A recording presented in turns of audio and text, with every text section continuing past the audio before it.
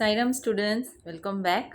Today be going ahead with the second part of our chapter 3.3, Stephen Hawking. Yes, this is the lesson which he has written all his life experiences in the lesson. Today we'll be completing the reading part of the lesson. We'll continue with the lesson. Hawking first began to notice problems with his physical health while he was at Oxford. On occasion, he would trip and fall or slur his speech. He didn't look into the problem until 1963 during his first year at Cambridge. For the most part, Hawking had kept these symptoms to himself. But when his father took notice of the condition, he took Hawking to see a doctor.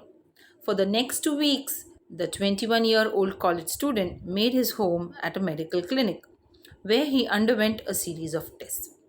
They took a muscle sample from my arm, stuck electrodes into me, and injected some radio-opaque fluid into my spine and watched it going up and down with x-rays as they tilted the belt. Once said, after all that, they didn't tell me what I had, except that it was not multiple sclerosis and that I was an atypical case. Okay, so in the first part, we learned about how he had, written and co-written three books, 50, almost 15 books he had written about.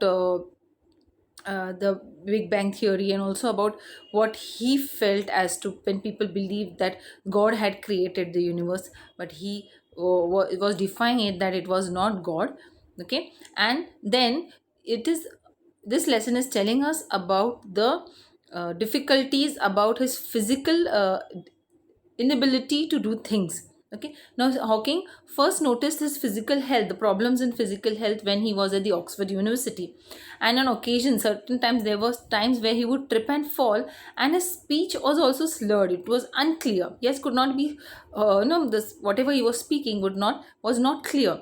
And he just kept no, ignoring it until he looked it into year in the year 1963, during the first year when he was at Cambridge. Okay, now in the initial stages he had kept these symptoms to himself, but when his father noticed that these are the things, symptoms which Stephen Hawking was showing, he took him to a doctor.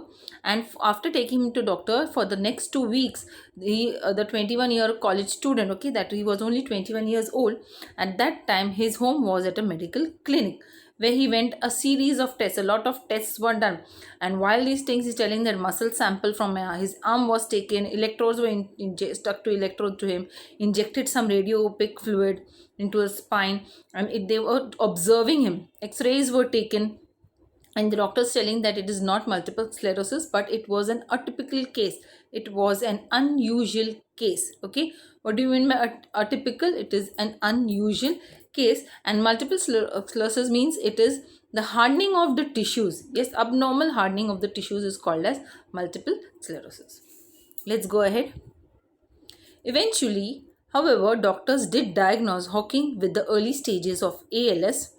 It was devastating news for him and his family, but a few evidence prevented him from becoming completely despondent. The first of these came while Hawking was still in the hospital. There he shared a room with a boy suffering from leukemia. Relative to what his roommate was going through, Hawking later reflected his situation seemed more tolerable. Not long after he was released from the hospital, Hawking had a dream that he was going to be executed. He said this dream made him realize that there were still things to do with his life. In a sense, Hawking's disease helped him become the noticed scientist he is today. Before the diagnosis, Hawking hadn't always focused on his studies. Before my condition was diagnosed, I had been very bored with life, he said. There had not seemed to be anything worth doing. With the sudden realization that he might not even live long to earn his PhD, Hawking poured himself into his work and research. Okay, so over here we get to learn that Hawking was not disheartened, though he came to know that he was going through an unusual illness. Okay, but though it was a devastating news for him and his family, but few events prevented him from being completely despondent, disheartened. So he took it in a positive way. Okay, now this one instance was there where he shared his room with a boy suffering from leukemia. Leukemia is a type of a cancer.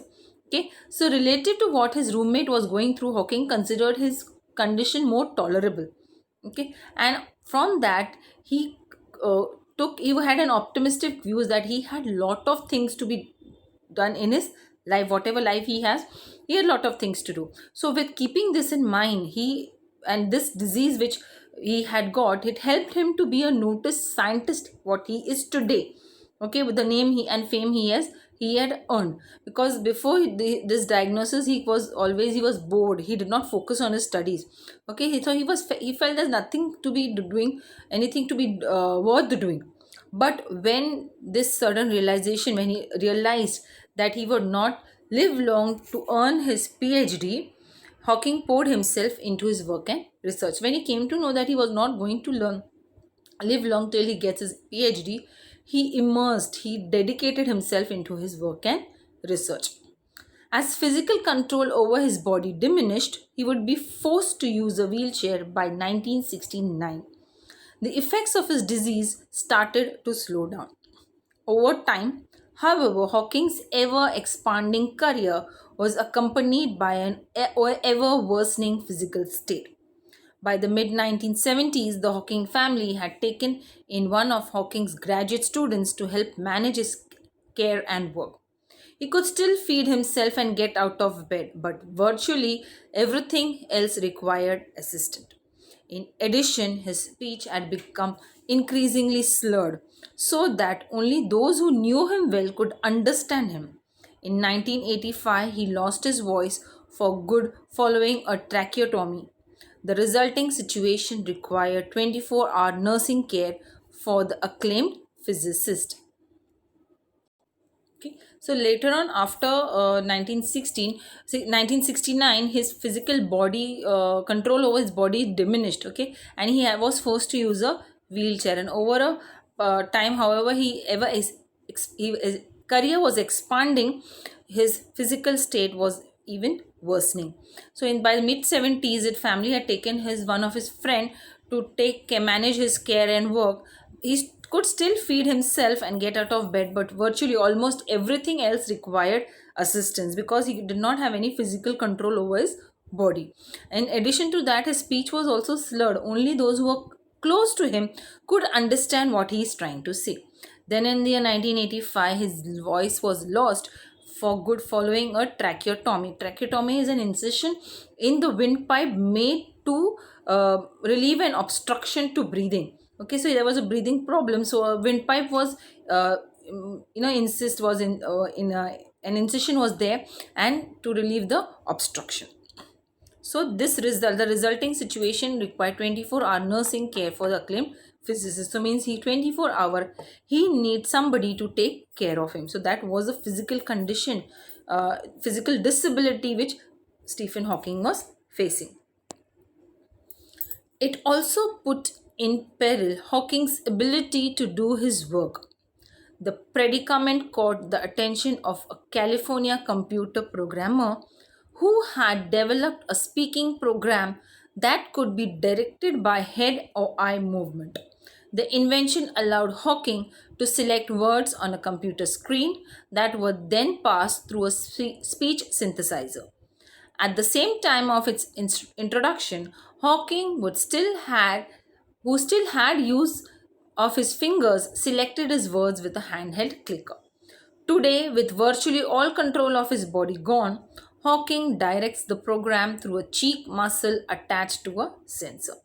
Through the program and the help of assistants, Stephen Hawking has continued to write at a prolific rate. His work has included numerous scientific papers, of course, but also information for the non scientific community.